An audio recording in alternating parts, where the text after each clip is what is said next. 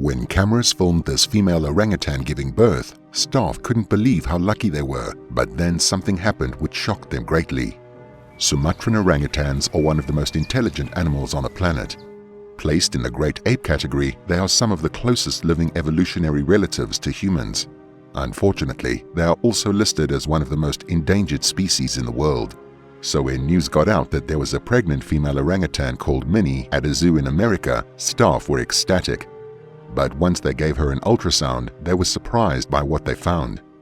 Minnie was a 12-year-old Sumatran orangutan who had been born and raised in the zoo by her caring mother Feliz. Once Minnie had reached maturity, staff at the zoo introduced her to their male orangutan, Jambi, in the hope that the two would mate and have a baby orangutan.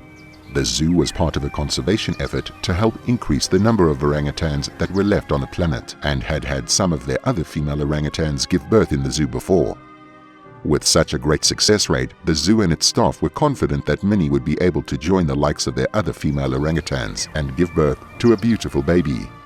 It wasn't long after introducing the two apes together that the staff who looked after the orangutans noticed that Minnie was acting a little different. Hoping for the best, they scheduled an appointment with the vet to see if he could give them some good news. When the day of the appointment arrived, the staff were thrilled to hear that Minnie was pregnant. But it was what the vet told them next that really shocked them. It turned out that the soon-to-be mum was pregnant with twins.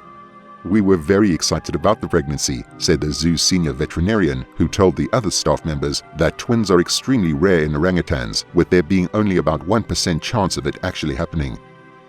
The last time that a pair of orangutan twins was born at a zoo was in 1985, when an orangutan gave birth to her two daughters, Bon Temps, aka Bonnie, and Lagniape, aka Lana. She gave birth to them at the Audubon Zoo in New Orleans, and luckily the two babies both survived and were raised by their caring and loving mother. Staff hoped that Minnie would be able to do the same, as having twins would be a great boost for the species. As Minnie's pregnancy went on, workers would routinely check up on the soon-to-be new mom to make sure that her health and the health of her babies was okay.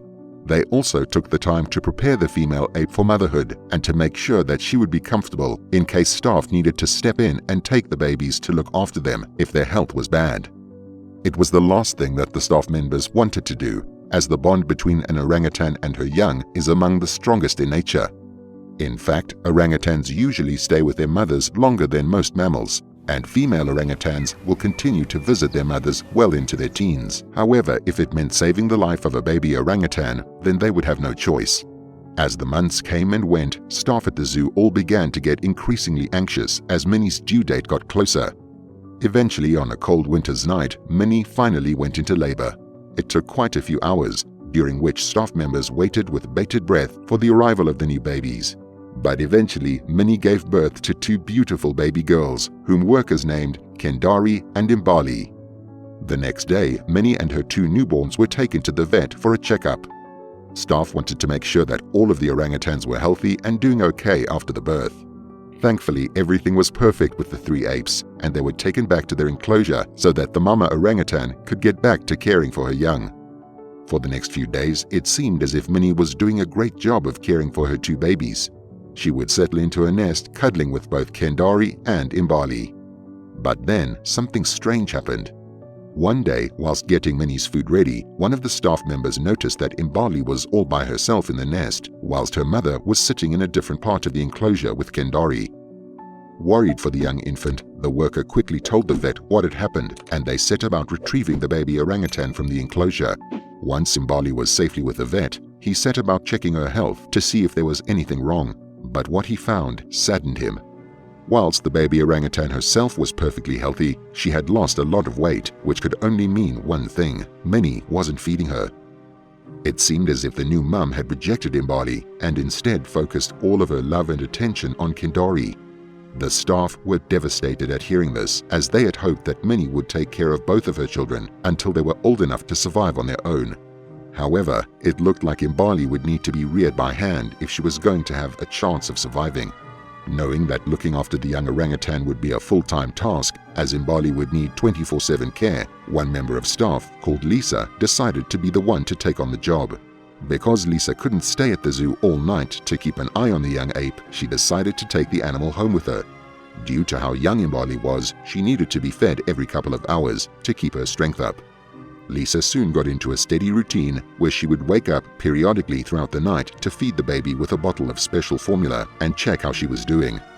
During the day, the staff member would carry the baby ape around with her as the animal clung to her chest. This encouraged Imbali to act like she would have in the wild had she still been with her mother. For the first 3 years, orangutan babies will cling to their mother's chest before moving to their backs, where they are big enough and strong enough to support themselves, so it would be quite a while before Imbali would feel comfortable enough to let go of Lisa. Not long after Lisa had taken the baby orangutan into her care, the zoo received a new animal. It was another female orangutan who had been transferred from a previous home. Sadly, it turned out that this orangutan, who was called Mvula, had recently lost her own baby to a bad virus. As the staff at the park tried to get their new arrival settled into her enclosure, it looked as if nothing that they did would ever cheer the poor ape up. One day, Lisa was walking past Mvula's quarantine enclosure with Imbali clinging to her. The moment the new orangutan noticed the baby, she became immediately interested.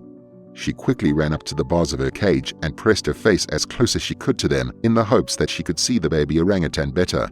Lisa noticed Mvula's interest in Imbali, and an idea came to her. It could be quite dangerous, but if it worked, it would mean that both the baby orangutan and the grieving female could be happy. Lisa's idea was to see if Mvula would accept Imbali as her own child. To begin with, the staff member would take the baby ape to Mvula's cage for a couple of hours a day to allow the two to interact.